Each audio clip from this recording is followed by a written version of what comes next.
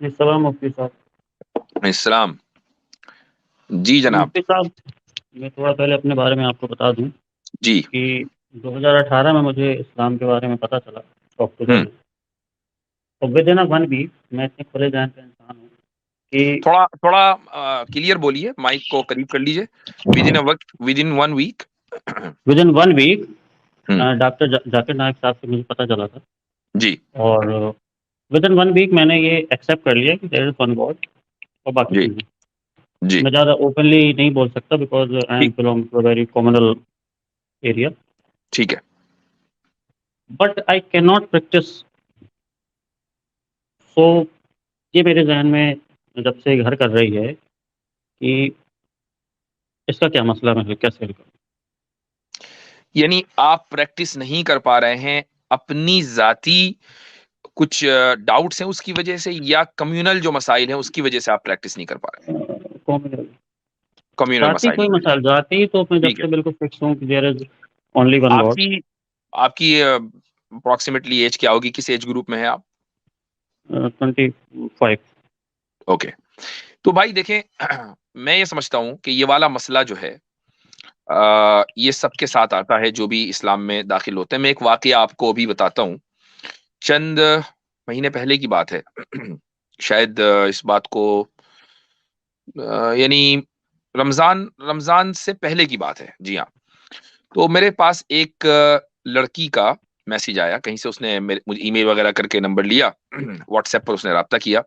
وہ نو مسلمہ تھی, اور وہ ایسے ہی ایک ایریے سے تھی کہ جہاں پر اس کے گاؤں میں کوئی بھی مسلمان نہیں تھا, اور وہ اس نے اسلام قبول کر لیا. کلمہ پڑھانے والا کوئی نہیں, تو میں نے اس کو کلمہ پڑھایا. اور اس کے بعد اس نے مجھ سے پوچھا کہ اب میں کیا کروں, میں نماز تو بہت دن سے پڑھ رہی ہوں, تو میں کیا کروں, لیکن میں نماز کبھی پڑھ پاتی ہوں کبھی نہیں, اور اگر مجھے کسی نے دیکھ لیا تو مجھے میرے گاؤں والے زندہ نہیں چھوڑیں گے. تو میں نے اس سے کہا, میں نے کہا بھائی دیکھو ایسا ہے کہ رات کو جب سب لوگ سو جائیں اس وقت اپنی قضا کر لو نماز, یا کم سے کم حساب لکھو کہ بھئی جتنی نماز پڑھ سکتی ہو پڑھ لو, لیٹ کے پڑھ سکتی ہو, بیٹھ کے پڑھ سکتی ہو, جس انداز سے پڑھ سکتی ہو وہ کرو. اور جب آدمی کے بس میں کچھ نہ رہے تو پھر ظاہر ہے کہ مسئلہ دوسرا ہو جاتا ہے. تو وہ مجھ سے کہنے لگی کہ آپ مجھے یہ مشورہ کیوں نہیں دے رہے ہیں کہ میں اپنا گھر چھوڑ کر چلی جاؤں.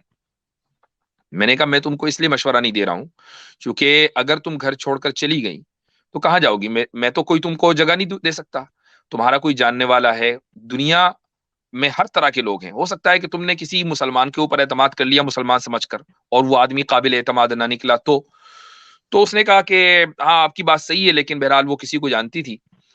اس نے پھر مجھ سے کہا کہ میں نے اس سے کہا کہ تم ایک کام کرو, تم استخارہ کر لو. میں نے اس کو استخارے کا طریقہ بتایا, اس نے استخارہ کیا. اور اس کی ایک اور فرینڈ تھی, وہ بھی مسلمان ہو گئی تھی, وہ پنجاب سے تھی.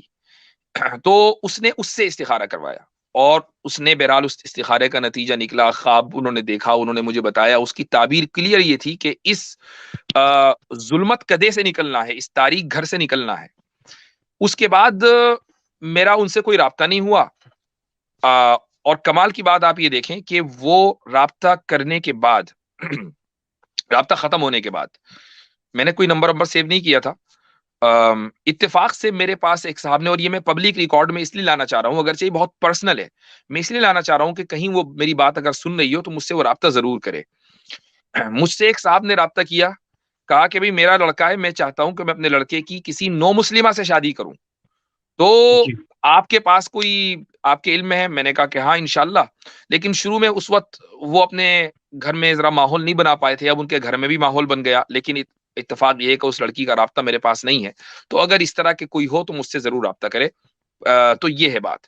یعنی اگر ایک لڑکی کے اندر اتنی ہمت ہو سکتی ہے کہ وہ اس ظلمت کدے سے اور اس تاریک جگہ سے نکل جائے اسلام پہ عمل کرنے کی خاطر, تو آپ کے لیے بھی پھر یہی حکم ہے, آپ کے لیے ایکسکیوز کم ہے کہ آپ کو پریکٹس کرنی ہے, اور آپ اس دین کو حق سمجھتے ہیں, اور آپ یہ سمجھتے ہیں کہ نجات اسی میں ہے, اس کے علاوہ کوئی دوسرا راستہ آپ کو جنت میں نہیں لے جا سکتا, آپ کے گناہ نہیں بخشوا سکتا, تو پھر آپ کو وہ قدم اٹھانا پڑے گا کہ جو قدم آپ سے پہلے صحابہ کرام نے اٹھایا اس دین کی خاطر. اوکے. ٹھیک ہے میرا بھائی؟ جی, اور میرے دماغ میں 2-3 کوشچن تھے. جی. جیسے آپ یہ جو قرآن پڑھتے ہیں تو اس میں جگہ جگہ جب کافرز کی بات آتی ہے تو ان کو جگہ جگہ بہت مطلب نیچا دکھایا گیا ہے، تو جب ہوں ایسے اگر کوئی نان مسلم ایسا پڑھے گا تو وہ کیسے آ، اس پہ کھلے ذہن پہ آئے گا؟ جیسے اگر ہم کسی کو گالی دے دے کے اگر بلائیں گے اپنی طرف تو ہمیں خراب سمجھے گا نا؟ دیکھیں، یہ جو سوال آپ کے ذہن میں آیا وہ اس لیے آیا چونکہ آپ یہ سمجھ رہے ہیں کہ قرآن نے کہیں گالی دی ہے نہیں، قرآن جگہ نے جگہ یہ گالی مطلب وہ نہیں، ویسی گالی نہیں، مطلب یہ کہا ہے، برا کہا ہے ان کو۔ برا کہا ہے. کیا جی برائی کو برا نہ کہا جائے؟ ایک بات یاد رکھیں کہ ان جن کافروں کو، مشرکوں کو کی برائی کی جا رہی ہے، کنڈیمنیشن ان کا کیا جا رہا ہے، وہ بحیثیت انسان کے نہیں کیا جا رہا ہے. اس لیے ان کو یہ نہیں کہا جا رہا کہ یہ برے لوگ ہیں، یہ کہا جا رہا ہے کہ یہ برے مشرک ہیں، یہ برے کافر ہیں. ان کا وہ ایڈجیکٹو بیان کیا جا رہا ہے، ان کی وہ صفت بیان کی جا رہی ہے جو ان کو برا بناتی ہے. ایک قاتل کو اگر آپ قاتل کہیں گے تو کیا یہ کہا جائے گا کہ نہیں آپ نے تو بہت اس کی شان میں گستاخی کر دی، قاتل کو قاتل نہیں کہنا چاہیے؟ مجھے ایک بات بتائیں، آپ کو اللہ تعالیٰ نے ایمان کی دولت سے نوازا ہے، کیا اس دنیا میں بحیثیت انسان کے اللہ کا انکار کرنے سے بڑھ کر کوئی جرم ہو سکتا ہے کہ جس نے آپ کو پیدا کیا اس کا آپ انکار کر دیں؟ کیا اس سے بڑھ کر کوئی جرم ہے؟ نہیں، جب یہ سب سے بڑا جرم ہے تو جو اس جرم کا ارتکاب کرے گا اس مجرم کو مجرم کہا جائے گا. جس طرح قاتل کو قاتل کہنا برا نہیں ہے، چور کو چور کہنا برا نہیں ہے، ریپسٹ کو ریپسٹ کہنا برا نہیں ہے، مشرک کو مشرک کہنا برا نہیں ہے، کافر کو کافر کہنا برا نہیں ہے، کیونکہ یہ اس برائی کے اندر وہ ملوث ہیں، برائی کو برائی کہا جی جائے گا. جی اور جیسے اچھا، ہم ایک انڈیا اور جملہ یہ سب مسٹر سب ایکس بھائی، کانٹیننٹ میں ہم دیکھتے ایک ہیں۔ جملہ ایک جملہ بولا، سوری میں بات کاٹ رہا ہوں مسٹر ایکس، ایک جملہ بولا جاتا ہے بڑا مشہور ہے، وہ جملہ بولا جاتا ہے کہ نفرت جرم سے ہوتی ہے، مجرم سے نہیں ہوتی، جرم سے ہوتی ہے. تو قرآن میں بھی جتنے صیغے استعمال کیے گئے ہیں، چاہے کہ منافق ہے، کافر ہے، فاسق ہے، یا اور اس طرح کے جو صیغے استعمال کیے ہیں، وہ صفاتی صیغے ہیں. صفاتی صیغوں سے مراد یہ ہے کہ کسی بندے کا اختیاری عمل ہے جس وجہ سے اس کو ملائن یا کرٹیسائز کیا جا رہا ہے. اگر وہ عمل چھوڑ دے گا تو وہی انسان ہوگا جس کی تعریف ہو رہی ہوگی. قرآن میں اللہ تعالیٰ کہتے ہیں، اعوذ باللہ من الشیطان الرجیم، لقد خلقنا الانسان فی احسن تقویم ثم رددناہ اسفل سافلین. ایک ہی شخص تھی، ایک ہی چیز تھی جو احسن تقویم تھی، اور وہی چیز تھی اپنے اعمال کی وجہ سے اسفل السافلین بنی. تو یعنی انسان ایک ہی ہے، اس کے عمل طے کرتے ہیں. ایسی صورت میں اگر اس کو نکارا جائے، کرٹیسائز کیا جائے، تو اس کو یہ نہیں کہنا چاہیے کہ یہ مجھے کرٹیسائز کیا گیا لہذا وہ کیسے پاس آئے گا. اس طرح تو اسکول کا سارا سلیبس چوپٹ ہو جائے گا اور عدالتوں کا سارا نظام چوپٹ ہو جائے گا، کیونکہ بچوں کو بھی بچپن سے یہی سکھایا جاتا ہے کہ برائی برائی جی ہے، چور برا ہوتا ہے، جھوٹ بولنا برا ہوتا ہے. جی جی ٹھیک. مفتی صاحب، یہ انڈیا اور جو سب کانٹیننٹ میں ہم دیکھتے ہیں کہ شرک، جیسے آپ سب جانتے ہیں ہم کہ سب سے بڑا گناہ ہے، تو موسٹ آف دا مسلم ہی یہ گناہ کر رہے ہیں. وہ درگاہوں پہ جا رہے ہیں، وہ ہاں، گندے تعویذ پہن رہے ہیں، تو آپ شرکیہ ان پہ عمل کیوں نہیں میں کچھ؟ بہت لوگ ملوث ہیں اور لوگ ان کی اصلاح کی کوشش بھی کرتے ہیں، جن کو توفیق ہوتی ہے وہ توبہ نہیں تو کرتے ہیں یہ اور صحیح راستے پر شرک ہے، آتے ہیں. یہ تو شرک ہے نا؟ ہاں، جو چیز شرک ہے وہ شرک ہے، بالکل. غیر اللہ کو سجدہ کرنا شرک ہے. محض مسلمان نام رکھ لینے سے کوئی مسلمان نہیں ہو جاتا. آپ کسی مسلمان کی فیملی میں پیدا ہو گئے اس لیے آپ مسلمان نہیں ہیں. مسلمان آپ ہیں اپنے عقیدے کی وجہ سے. آپ اگر مسجد نہیں کعبے کے اندر بھی پیدا ہوئے اور آپ غیر اللہ کو جا کر سجدہ کر لیں تو آپ مسلمان نہیں ہیں. شکریہ. چلیں جی، بہت اچھا. اچھا حضرت، آپ نے بڑا پیارا نقطہ رکھا. میرے خیال جی سے یہ اکثر ہم سے گلا شکوہ کرتے ہیں کہ دیکھیں جی، نبی پاک صلی اللہ علیہ وسلم کی آمد سے پہلے خانہ کعبہ کے اندر بھی مورتی پوجا ہوتی تھی. میں سمجھتا ہوں اللہ کی بھی اس میں حکمت تھی.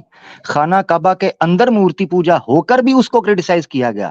اس کا مطلب ہے کہ اگر خانہ کعبہ کے اندر بھی کوئی غیر اسلامی یا کوئی کفر یا کام ہو رہا ہوگا، اس کو کرٹیسائز ہی کیا جائے گا. بالکل بالکل، زبردست پوائنٹ. اور عامر بھائی ایک چیز اور بتا دوں اور ناظرین کے علم میں بھی لیا ہوں، یہ جو صاحب آئے تھے، اور بہرحال یہ مسئلہ جو ہے بہت سے نو مسلموں کے ساتھ آتا ہے پیدا، خصوصاً جہاں پر ذرا کمیونل ٹینشن ہوتی ہے. اس کے باوجود ایمان کس طریقے سے گھر گھر پہنچ رہا ہے، اس کی ایک اور مثال میں دوں. میں رمضان سے پہلے عمرے پر گیا اور اس کی وجہ سے اسٹریم بھی نہیں کر پایا، بہت سے لوگوں کو معلوم ہے. تو میں حرم میں داخل ہو رہا تھا، تو اور عمرہ کرنے کے مقصد سے میں نے احرام پہنا ہوا تھا. تو میرے پاس ایک فون آیا اور ایک لڑکی تھی، وہ ہندو بیک گراؤنڈ سے تھی. اس نے کہا کہ ہم 4 لڑکیاں ہیں اور ہم اسلام قبول کرنا چاہتے ہیں، آپ کا نمبر ہمیں فلاں صاحب نے دیا ہے. تو میں نے کہا بھائی نیکی اور پوچھ پوچھ میں نے کہا میں اس وقت حرم میں ہوں اور اگر تمہیں اسلام قبول کرنا ہے تو میں بھی کلمہ پڑھا دیتا ہوں. ماشاء اللہ. تو الحمدللہ یہ اللہ تعالیٰ کی طرف سے، اس میں ہمارا کوئی کمال نہیں ہے کہ ہم نے وہاں رہ کر یہ کوئی بڑا کارنامہ انجام دے دیا. ہمیں کیا پتا تھا کہ ہمیں کون کال کرے گا، لیکن یہ اللہ تعالیٰ کی طرف سے قبولیت ہے ان لوگوں کے لیے، کہ ان 4 بچیوں کے لیے کہ جو ایک کفریہ ماحول کے اندر پلی بڑھی ہیں اور جن کے پر اسلام کا نام لینے پر پابندی ہے. اور بعد میں اس نے بتایا کہ کیسے اس کی ماں نے اس کو مارا پیٹا. تو کہنے کا مقصد یہ ہے کہ میں حرم میں تھا، مطاف میں پہنچا، میں نے وہاں پر الحمدللہ ان 4 کو کلمہ پڑھایا. ماشاء اللہ، اللہ تعالیٰ اس کو قبول فرمائے اور ان کے ایمان کو مضبوط کرے. اس کے بعد انہوں نے مجھ سے کہا کہ میں نے ان کو بتایا کہ دیکھو میں ایسی مبارک جگہ پر ہوں جو اس کا میں نے تعارف کرایا. تو وہ کہنے لگی کہ اچھا ہم نے بڑا سنا ہے، آپ ہمیں دکھا دیں. تو میں نے ویڈیو کال کے ذریعے پھر کعبۃ اللہ دکھایا، اور لٹرلی ان کے جو جذبات تھے نا اس کو میں بیان نہیں کر سکتا، جبکہ وہ اسی لمحے اسلام میں داخل ہوئی تھی. تو یہ ایک توفیق ہے، اللہ تعالیٰ کی طرف سے انعام ہے کہ اللہ تعالیٰ پھر دلوں کا حال دیکھتا ہے. اگر ایک آدمی نیوٹرل ہے یا اس نے کبھی اپنی زندگی میں اللہ کی اور اللہ کے رسول کی گستاخی نہیں کی ہے اور وہ حق کا طالب ہے، تو اللہ تعالیٰ اس کو اس کی رہنمائی حق کی طرف کرتا ہے. تو اس طرح کے بہت سارے لوگ ہیں، اور پھر ان کے لیے یہی حل ہے کہ وہ ہجرت کریں اپنے علاقوں سے اور ان جگہوں پر جائیں. اور مسلمانوں کو بھی سوچنا چاہیے کہ اس چیز میں آگے آئیں کہ جو مسلم بچیاں ایمان قبول کر رہی ہیں شادی کے چکر میں نہیں، بلکہ حقیقتاً ایمان سے متاثر ہو کر، اسلام سے متاثر ہو کر وہ ایمان میں داخل ہو رہی ہیں، تو ان کی شادیوں کا کیا، ان سے کون کرے گا، ان کے گھر کون بسائے گا.